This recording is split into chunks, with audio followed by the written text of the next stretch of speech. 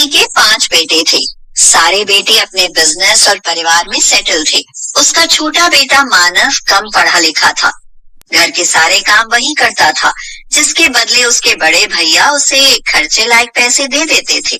फूलवती चाहती थी कि अब उसे एक अच्छी लड़की मिल जाए और वह अपनी जिम्मेदारी पूरी कर गंगा नहाए।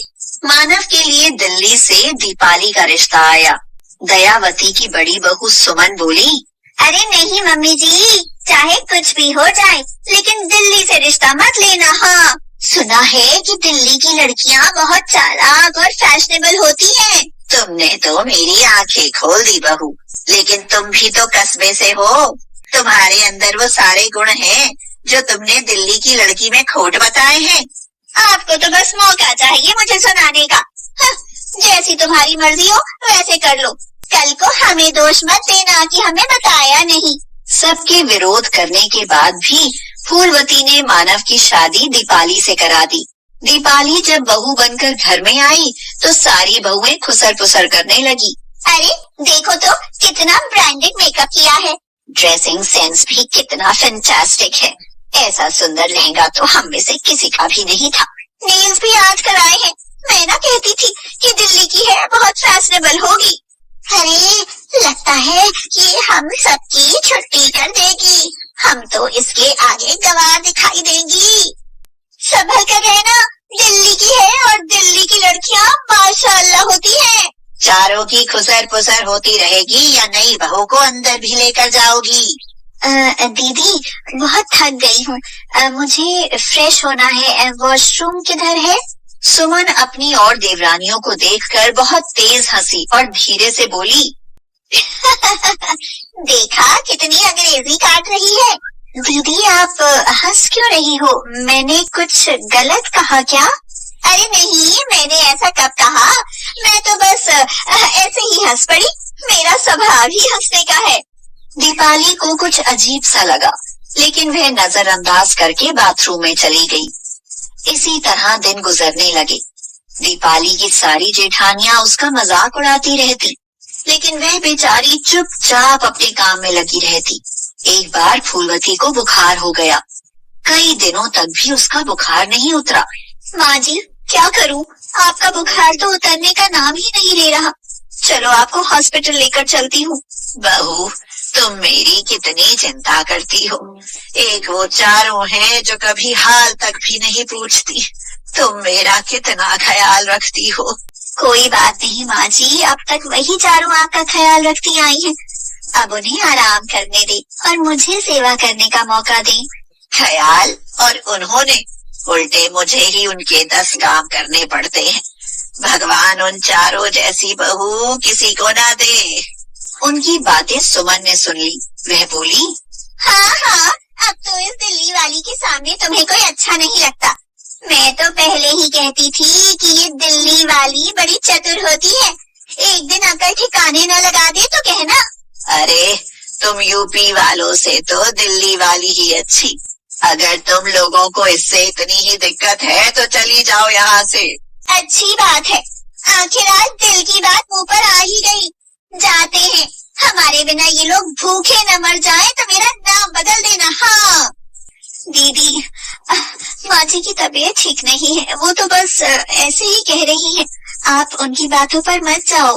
ये सारा तुम्हारा ही रचा षड्यंत्र है। हम चारों जानती हैं कि तुम हमारे खिलाफ माँ जी के कान भरती रहती हो। दीपाली ये सुनकर रोने लगी और वो चारों वहाँ से चली गई। उस दिन के बाद दीपाली की चारों जेठानियां अलग रहने लगी। मानव को भी उन्होंने कोई काम बताना बंद कर दिया। अब उसे घर खर्च के पैसे मिलने भी बंद हो गए। ऊपर से फूलवती भी बीमार थी। मानव ऐसे तो काम न चलेगा। आपके सारे भैया भाभी रूठ कर अलग हो गए। हमारा खर्चा पानी बंद हो गया। अब हमारा गुजारा कैसे होगा? माँ जी की तबीयत भी बिगड़ती ही जा रही है।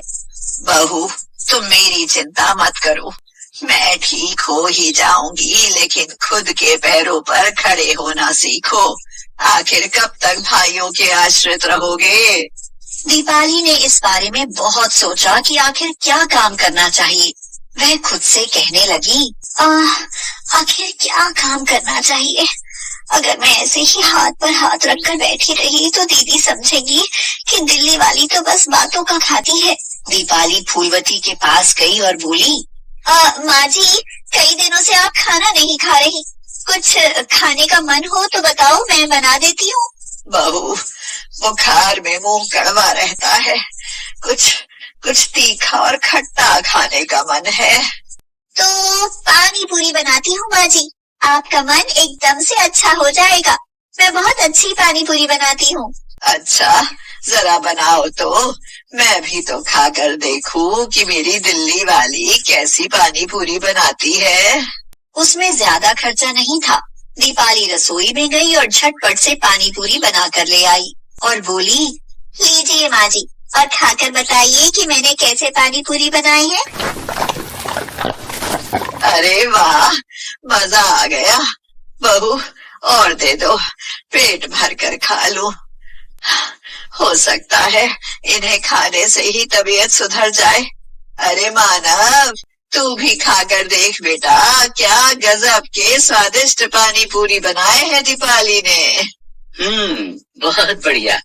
तुम्हें तो पानी पूरी की दुकान खोल लेनी चाहिए। दीपाली ने सोचा, इसमें क्या बुरी बात है, भला काम करने में कैसी शर्म। दिल्ली में भी तो लड़कियां पानी पूरी बनाकर बेचती हैं।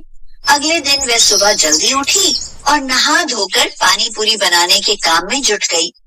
मानव ने जब उसे ढेर सारे पानी पूरी बनाते हुए देखा तो चौंक गया और पूछने लगा, अरे इतनी सारी पानी पूरी किसे खिलाओगी? ग्राहकों को।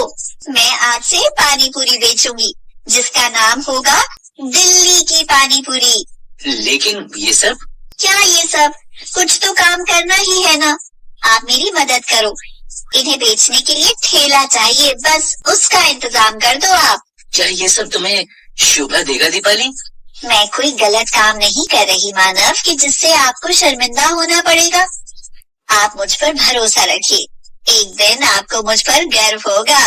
मानव ने एक ठेले का बंदोबस्त किया और फिर दीपाली पानी पूरी बेचने निकल गई। आइए पानी पूरी खाइए, देखिए दिल्ली खुद चलकर आपके लिए पानी पूरी लाई है। अरे वाह, वैसे भी दिल्ली की पानी पूरी का बहुत नाम सुना है, आज खाने को भी मिलेंगे। देखते हैं कैसी है दिल्ली की पानी पूरी। बहन जी जरा खिलाइए तो। जरूर भैया, देखिए पूरे 7 तरह का पानी है, जो पेट भी साफ रखेगा और बीमारियों से भी दूर रखेगा आपको। लोगों ने दीपाली के पानी पूरी खाए और बहुत तारीफ करी। ऐसी पानी पूरी तो उन्होंने आज से पहले कभी नहीं खाई थी। अरे कहाँ जा रहे हो? अगर उधर जा रहे हो तो दिल्ली की पानी पूरी खाए बगैर वापस मत लौटना, वरना पछताते रहोगे। दीपाली की खूब बिक्री होने लगी और चारों तरफ उसकी प्रसिद्धि होने लगी। एक दिन उसकी जेठानी